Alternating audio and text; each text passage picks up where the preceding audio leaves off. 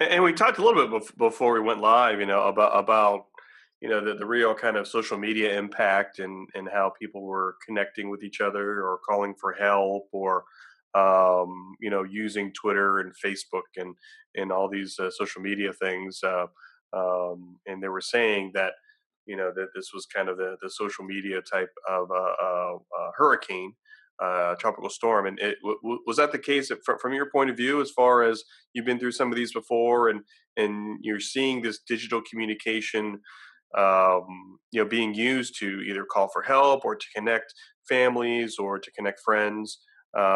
Is that kind of what you were seeing in kind of in your I Facebook think feed? so. And, as much as we often joke about social media, and you're probably on every platform there is, and a few I don't know about.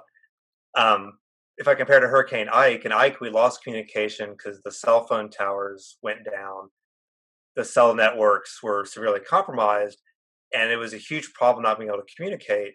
Because I was a medical director of a community health center, the only way I can communicate with the residents and attendings is to go walk to people's houses.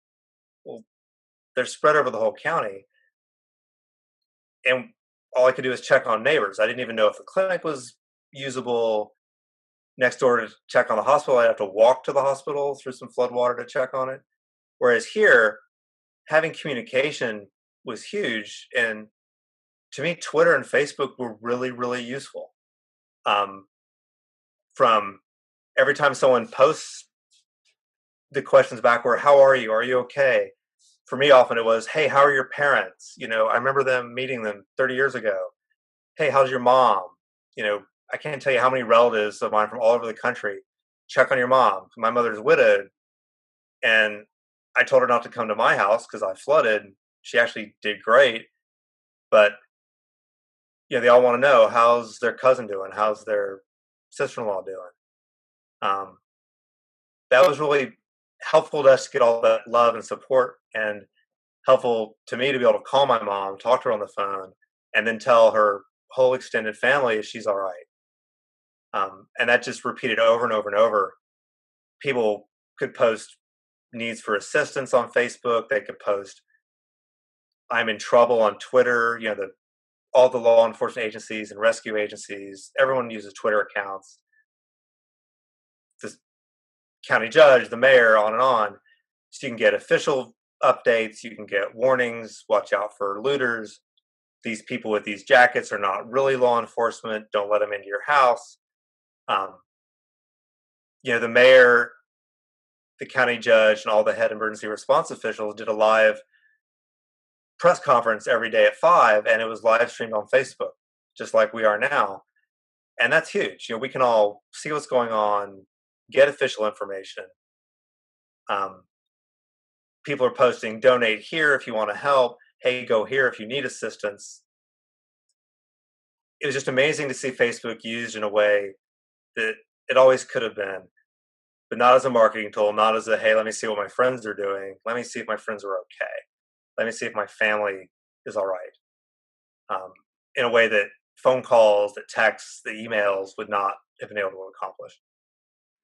And something that you did very well, Troy, is that, I mean, you were basically a local reporter, and I saw updates on what was happening to the structures of the synagogues, and I asked you about the hospitals, Right. and some were evacuating and some were not, and you use your Facebook feed, but more is a little bit as a reporter, and I don't know if that was something intentional, or that was maybe a coping mechanism to try to get the word out, or just in your own mind to try to just say share what was happening in your community. I thought that was very well done. Thanks. Was not intentional, but I think it was everything you mentioned. You know, a lot of us have talked about how you want to be doing something and how the waiting was really difficult, waiting for the storm to hit. Posting stuff on Facebook was a way for me and a lot of other people to feel like we were helping. Um, and therapy. I need to be doing something positive out of this because I don't know when our house will be whole. I don't know when our lives will be back to normal. But if I can do something positive, that gives me hope and that keeps me going. I think that was true for most of us. Um, and as a way to connect, you know, the county medical society put up a website of open pharmacies because I'm trying to call in an antibiotic script for a neighbor who's got cellulitis of his finger and lymphangitis going up his arm, and I don't know what's open, and I don't want to get stuck in floodwaters to call to find out, but I can go on to the internet, go to that website, put in a zip code, find out what pharmacies, and get a prescription called in. And that was possible through the state medical society, county medical society, Facebook, me, and the neighbor. And that just was replicated over and over.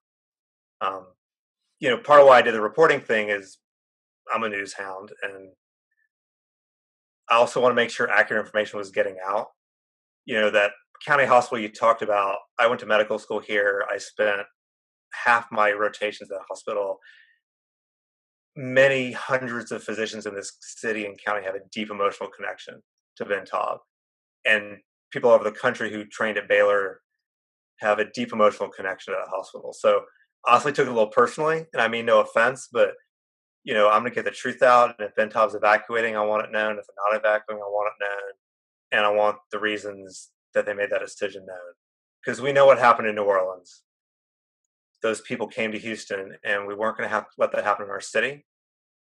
And I want to make sure people knew all the things that we were all trying to do to help in any way people could. And if I can post articles that are helpful, that's great. If I can connect people to resources, that's great. And I think a lot of us, definitely my physician friends, were all doing the same thing. People that are wet, people that are dry.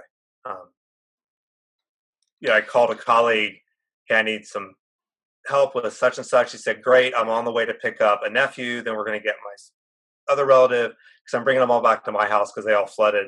Let me call in that script that you need while she's in the car.